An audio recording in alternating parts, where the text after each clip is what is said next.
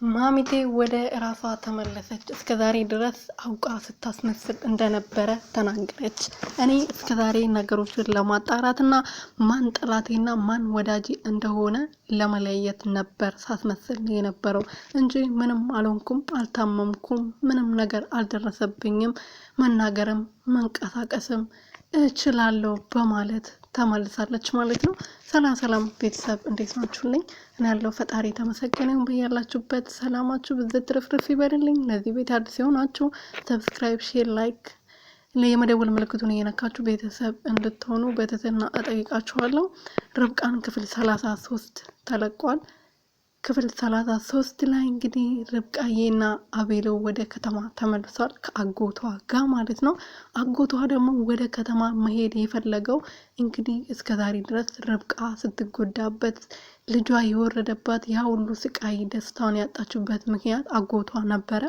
እንግዲህ ማሚቴ ቤተሰቦቿ ስታጣ ቤተሰቦቿ ፈልጋ ማግኘት ሲያቅታት ነበረ ርብቃን ለመጉዳት የወሰነችው። አጎቷና ማሚቴ ከዚህ በፊት ይተዋወቃሉ። በምን ጉዳይ እንደባይሆንም በምን እንደተጎዳዱ ባናቅም እስካሁን ድረስ ግን እሱን ለመጉዳትና እሱን ለመበቀል ብላ ነው እንግዲህ ርብቃዬን እንደዛ ስታሰቃያት የነበረው።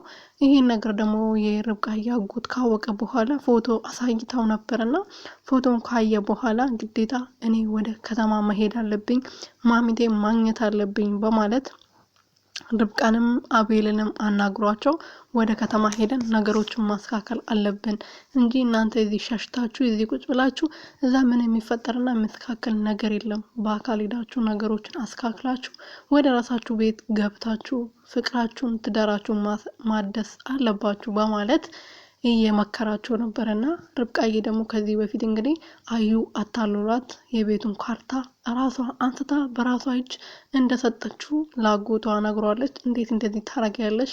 በዛውም ደግሞ ለአቤል ሳትናገሪ እንዴት ነው ወረቀት የሚያክል የቤት ካርታ የሚያክል ወረቀት አንስተሽ የምትሰጪው? አንቺስ የምን አይነት መብት አለሽ የሱ መሳቢያ ከፍተሽ ወረቀቱን ለወንድሙ ወይም ደግሞ ለጓደኛው የመስጠት መብት ነበረው በማለት ሲያፋጥጣት እንግዲህ አስፈራርቶኝ ነው ይሄ ወረቀት ሰጠሽኝ ካላስካከልኩት አቤል ይታሰራል ብሎ አስፈራርቶኝ በፍቅሬ ስለመጣብኝ ነበር የተታለልኩለት የሰጠሁት በማለት ላጎቷ እየተናገረች ነበረ። ለምን እሺ ከዛ በኋላ ይሄ ነገር ሁሉ ሲፈጠር ደግሞ ለአቤል መናገር ነበረብሽ፣ አቤል ነገሮችን ያስካክል ነበር ብሎ ትነግራት። አቤል ችኩል ነው እንደምታውቀው፣ ነገሮች ሳያስብ ነገሮች ሳያረጋግጥ ከአዩ ጋር ይጣላል፣ ከኔ ጋር ይጣላል። ስለዚህ ለዛ ብዬ ነው ዝም ያልኩት።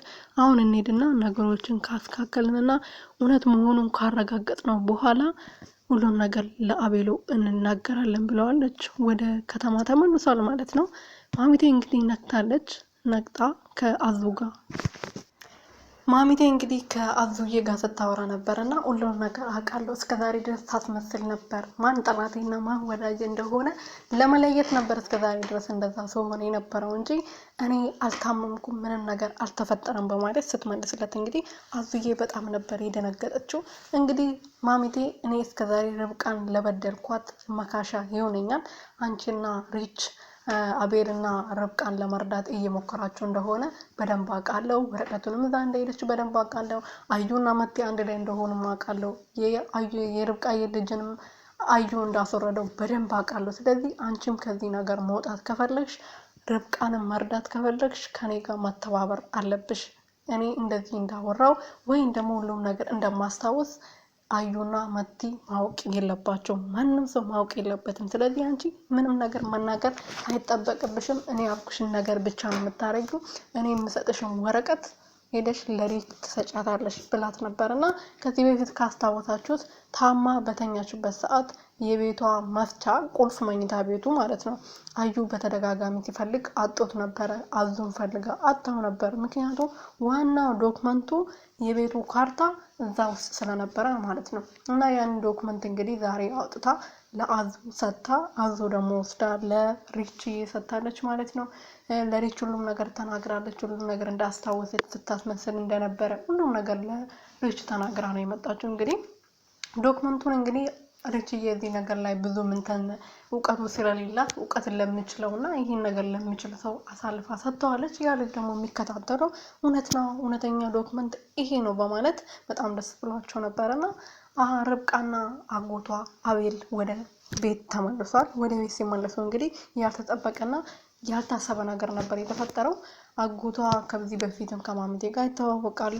አዩ በጣም ነበር የደነገጠው። እንግዲህ በጣም ደስ ብሎ ሶፋው ላይ ፈታ ብሎ እርጉዙ ዘርግቶ ነበር ቁጭ ብሎ ቴሌቪዥን ሲያይ ነበረውና በድንገት እንግዲህ መርዶ ሲያይ በጣም ነበር የደነገጠው። ምክንያቱም ርብቃና አቤል ለሱ መርዶ ስለሆኑ ማለት ነው። እንግዲህ ምን እንደሚፈጠር ቀጣዩ ክፍል ላይ አብረን እናያለን ቤተሰብ።